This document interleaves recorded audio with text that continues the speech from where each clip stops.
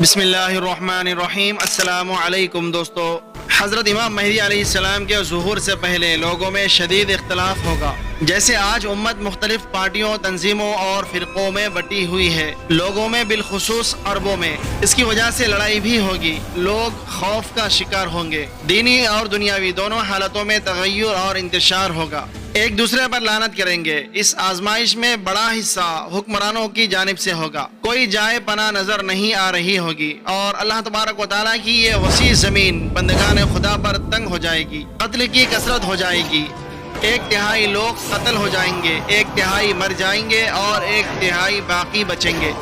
تبھی امام مہدی علیہ السلام کا ظہور ہوگا، راستے اور تجارتیں بند ہو جائیں گی، نفس زکیہ قتل ہو جائے گا۔ امام مہدی علیہ السلام کی بیعت سے پہلے کچھ اہم واقعات پیش آئیں گے جو آپ کے ظہور کے انتہائی قریب ہونے کو ظاہر کریں گے۔ روایت سے ان تمام واقعات کی تفصیل اور ترتیب معلوم نہیں ہوتی۔ شام میں پیش آنے والے واقعات کا ذکر پیچھے گزر چکا ہے، جن کے بعد خلافت کا حق آل محمد کو دینے کی آوازیں بلند ہونی شروع ہو جائیں گی۔ انہیں ہر شخص اپنی زبان میں سن سکے گا۔ بظاہر یہ آوازیں میڈیا کے ذریعے سنائی دی جائیں گی۔ ان آوازوں کا مقابلہ کرنے کے لیے سفیانی جیسے حکمران میڈیائی مہم چلائیں گے، جو آل محمد یعنی امام مہدی علیہ السلام کے علاوہ فلاں کے لیے حق اقتدار کی راہ ہموار کر رہی ہوگی۔ شام کے بعد جزیرۃ العرب بھی امام مہدی علیہ السلام کے ظہور سے پہلے فتنے کا شکار ہو جائے گا۔ ایک بادشاہ ممکنہ طور پر جزیرۃ العرب اور آل سعود کا کوئی حکمران کا انتقال ہو جائے گا۔ اس حکمران کا نام بعض روایات میں عبداللہ آیا ہے،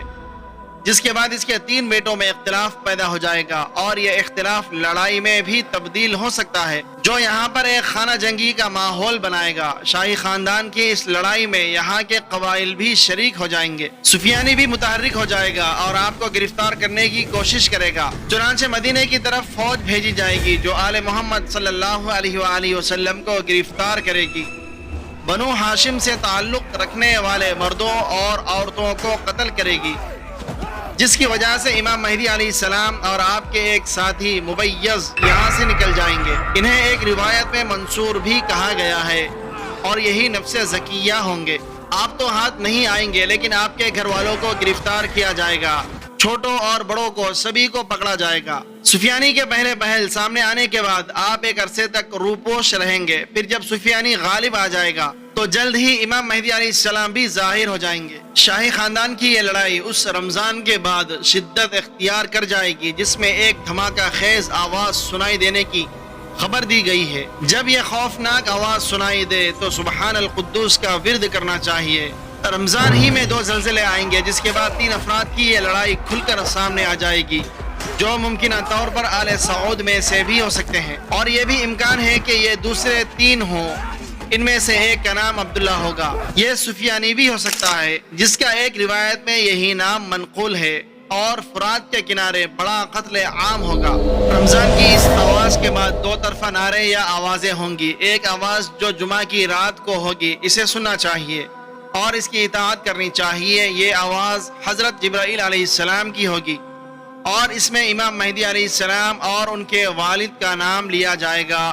دوسری آواز جو دن کے آخر میں ہوگی، یہ ابلیس کی آواز ہوگی۔ ابلیس کہے گا کہ فلاں یعنی امام مہدی علیہ السلام ظلم کے ساتھ قتل کر دیے گئے۔ اس کا مقصد لوگوں کو شک میں ڈالنا ہوگا۔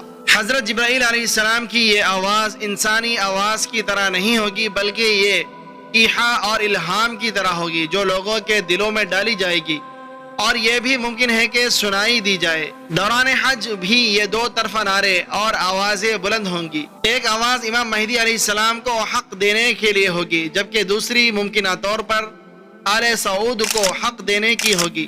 بہت سے لوگوں کو ان 2 طرفہ آوازوں میں یہ سمجھ میں نہیں آ رہا ہوگا کہ کس کے پیچھے چلے۔ پھر شوال میں ہنگامہ اور جنگ کا شور ہوگا۔ ذی قعدہ کے مہینے میں قبائل آپس میں اتحاد کریں گے یا ایک دوسرے سے لڑیں گے۔ اس کے بعد ذی الحجہ کے مہینے میں حاجیوں کو لوٹا جائے گا، اور مینا کے میدان میں ایسی خون ریزی ہوگی کہ حاجیوں کا خون جمرہ عقبہ پر بہنے لگے گا۔ آپ یمن کی ایک بستی سے 30 ساتھیوں کے ساتھ نکلیں گے۔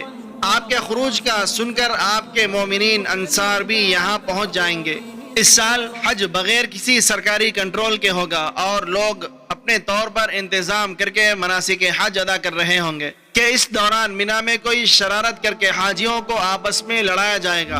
آسمان میں ایک ہتھیلی نما نشان بھی ظاہر ہو جائے گا۔ اختلاف کی وجہ سے لڑائی ہوگی، جمرہ عقبہ خون سے رنگین ہو جائے گا، بے گناہ بھی لپیٹ میں آ جائیں گے اور ایک طرف رہنے والا بھی خطرے میں ہوگا۔ حق پر رہنے والے لوگوں میں صرف مجاہدین بدر کی تعداد کے بقدر لوگ رہ جائیں گے۔ چنانچہ یہی لوگ امام مہدی علیہ السلام کی بیعت کریں گے۔ مدینہ اس وقت عسکری اور سیاسی ہلچل کا مرکز ہوگا۔ یہاں سفیانی اور اس کی فوج متحرک ہوگی۔ وہ مدینے میں 3 دن تباہی مچائے گی، اتنی تباہی ہوگی کہ ہررا کے واقعے سے بھی شدید تر ہوگی۔ مدینہ ویران ہو جائے گا اور یہ ویرانی بیت المقدس کے آباد ہونے کے بعد ہوگی۔ ان حالات میں لوگ مدینہ چھوڑ کر مکہ چلے جائیں گے۔ ان لوگوں میں امام مہدی علیہ السلام بھی ہوں گے جو اپنے 2 ساتھیوں کے ساتھ مدینے سے مکہ جائیں گے۔ یہ سفیانی کی نظروں میں ہوں گے۔ سفیانی کو جب ان کے نکل جانے کا علم ہوگا تو وہ ان کے پیچھے فوج بھیجے گا، لیکن وہ آپ کو نہیں پا سکیں گے اور امام مہدی علیہ السلام مکہ میں داخل ہو جائیں گے۔ امام مہدی علیہ السلام مکہ میں کہاں ہوں گے اس کی کوئی وضاحت روایت میں موجود نہیں ہے۔ شاید اس میں اللہ تبارک و تعالیٰ کی طرف سے حفاظت مقصود ہو، اس لیے امام مہدی علیہ السلام اپنی ہیئت تبدیل کر کے چرواہے کی صورت میں مکہ المکرمہ میں داخل ہوں گے۔